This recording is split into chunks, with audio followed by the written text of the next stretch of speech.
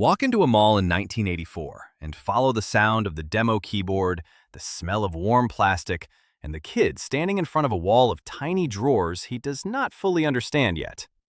Behind those drawers are resistors, capacitors, switches, fuses, LEDs, connectors, solder, batteries, and parts that cost less than a candy bar but made a child feel like he had entered the engine room of the future. A clerk behind the counter knows what a diode does. A catalog on the rack is thicker than some school books. In the back, a TRS-80 is blinking at anyone brave enough to touch it. This isn't Best Buy. This isn't Amazon. This is RadioShack. And for millions of American kids, it was the first place an adult looked at their curiosity and said, "You can build that." RadioShack didn't disappear because Americans stopped wanting electronics. It disappeared because it stopped being a school. What was lost wasn't a store. It was a pipeline from childhood wonder to adult competence that nothing in the modern world has fully replaced. The company started in Boston in 1921, founded by two brothers, Theodore and Milton Deutschman, as a mail-order business for amateur radio equipment. By 1963, it was nearly bankrupt, 9 stores, about $800,000 in uncollectible debt. That's when a leather goods executive from Fort Worth named Charles Tandy paid roughly $300,000 for the whole chain and saw something no one else did. He didn't want to sell to audio enthusiasts. He wanted the kid trying to win his science fair, the ham radio operator in his basement at midnight, the hobbyist who wanted to build something rather than buy something finished. He staffed stores with people who actually knew electronics. Within 10 years of that acquisition, Tandy Corporation was opening 2 RadioShack stores every working day.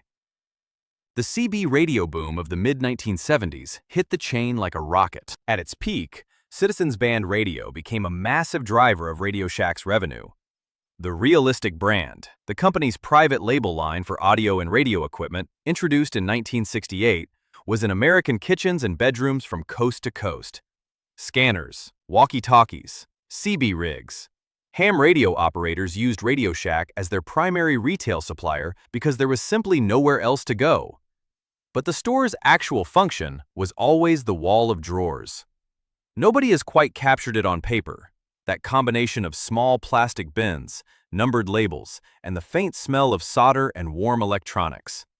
Individual resistors, capacitors, LEDs, transistors, and switches, each in their own compartment, each priced for a child's allowance. One account from a RadioShack closing describes a customer who bought out an entire back wall of drawers for $250. Retail value over $5,000 in inventory. That's not a retail transaction. That's a man watching a library close. The Science Fair brand, launched officially in 1969, was RadioShack's most explicit acknowledgement that children were a legitimate customer. The 150-in-1 Electronic Project Kit, catalog number 28-248, released in 1976, retailing for $29, became the signature product. 48 separate components, 150 different experiments, all connected by spring wire rather than solder, so a 10-year-old could wire a working AM radio without burning himself. The manual walked you through a lie detector, a burglar alarm, a Morse code oscillator, a solar-powered circuit, an adjustable strobe light. No parent required, no teacher, just the kit, the booklet, and the willingness to try.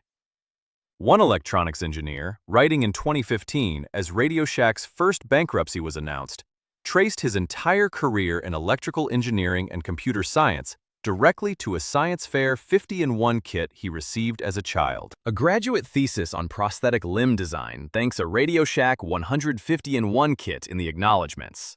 An NYU engineering professor used that same kit in a university classroom to demonstrate nonlinear circuit theory. These aren't anomalies. They're a pattern that played out in tens of thousands of American households across 2 decades. Forrest Mims III made that pattern more legible than anyone. Mims was an amateur scientist who wrote a series of electronics books for RadioShack, the Engineer's Notebook series, Getting Started in Electronics, and a line of mini notebooks sold exclusively through the stores. The series sold a total of more than 7.5 million copies. Getting started in electronics alone moved over 1.3 million copies through RadioShack locations. Because they were store exclusives, getting the books meant walking in, which meant seeing the components, seeing the kits, seeing the TRS-80 in the back. The books didn't just teach circuits, they pulled kids into the store and kept them there. RadioShack's catalog ran for 72 years, from 1939 to 2011. Kids who caught our earlier video on the Sears catalog will recognize the impulse, a thick paper document where want felt like possibility, where you could spend an hour with a pencil circling things you'd never afford but fully intended to build.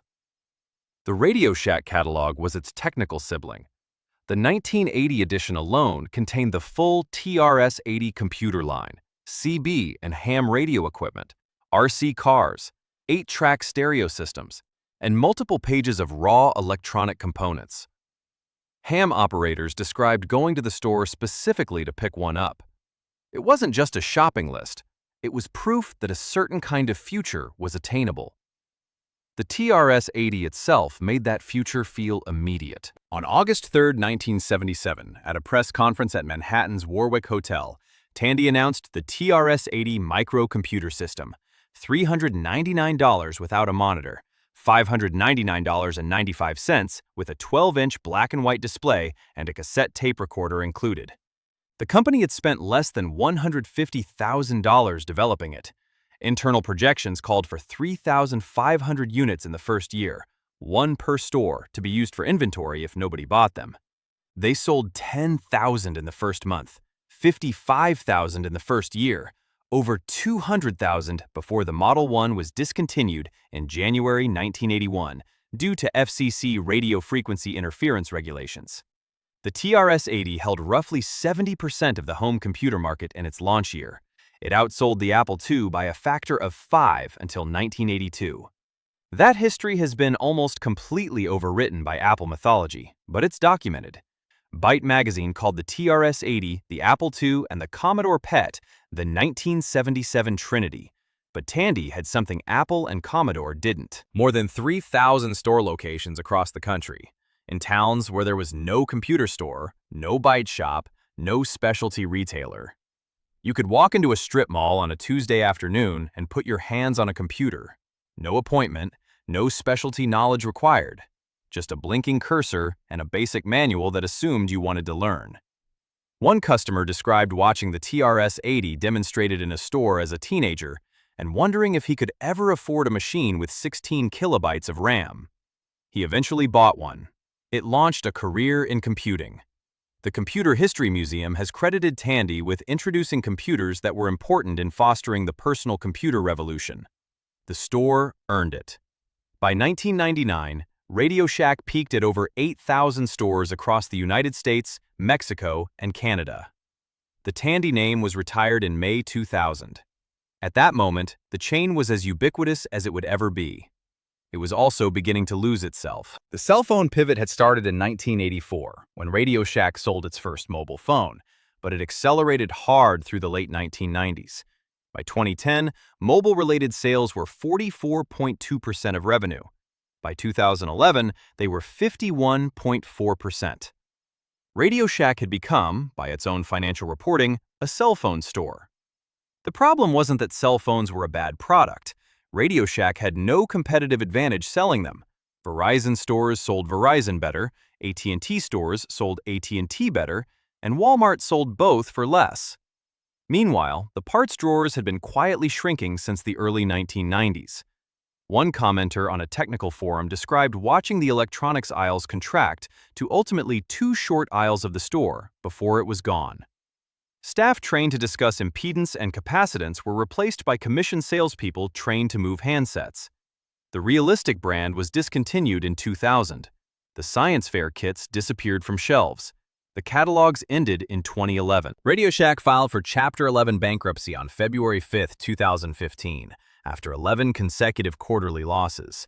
It filed again on March 9, 2017. Some things were genuinely replaced. Maker Faire, founded by Dale Doherty in 2006, created a community of builders that RadioShack once served informally. SparkFun Electronics was called RadioShack for the Maker Crowd by Fast Company, a characterization SparkFun embraced. Adafruit Industries filled the component gap for anyone with internet access and a shipping address. YouTube taught soldering. Arduino and Raspberry Pi became the project kit platforms of the next generation, more capable than anything RadioShack ever stocked. But none of them are a store on the corner. None of them are open on a Saturday afternoon when a 12-year-old walks in with a broken RC car and a question he doesn't quite know how to ask. A makerspace requires knowing it exists, requires transportation to somewhere that is almost certainly not in your town. Adafruit ships in 3 to 5 days. YouTube doesn't have a clerk who can look at the burned-out component you pulled from your toy and say, here's the part, here's why it failed, here's what you'll understand when you fix it yourself. That clerk was the thing. Not the inventory, not the catalog, not even the kits. The adult behind the counter who treated a child's technical curiosity as a legitimate inquiry, who had the answer or knew where to find it, and who handed the kid a small bag of parts and a sense of direction. That transmission, from adult competence to childhood curiosity, happened millions of times across 40 years in strip malls and shopping centers across America, and it shaped an entire generation of engineers, technicians, programmers, and makers who went on to build the devices we now use without understanding what's inside them. RadioShack didn't sell magic. It sold tiny bags of parts. But for the kid who walked in with $5 and walked out with a switch, a battery clip, and a plan, that was close enough. The store is mostly gone now. The drawers are gone, the clerks are gone, the catalogs are gone, and somewhere along the way, a whole generation lost the place where curiosity became something you could hold in your hand. If stories like this one matter to you, subscribe.